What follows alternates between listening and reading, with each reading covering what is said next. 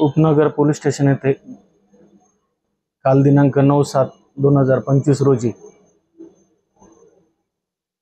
एका अल्पवयीन 16 वर्षाच्या मुलाने गळफास घेतल्याबाबत अकस्मात मृत्यूचे नोंद क्रमांक 122/25 दाखल केलेली आहे।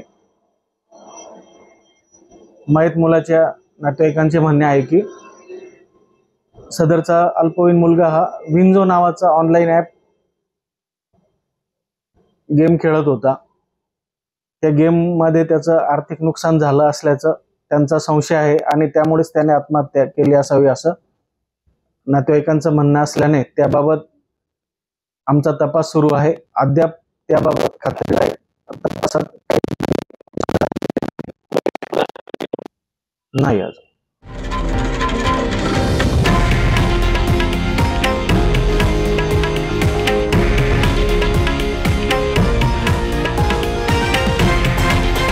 हे आहे देशातील नंबर 1 न्यूज नेटवर्क आणि आपण पाहत आहात TV9 मराठी, एकमेव।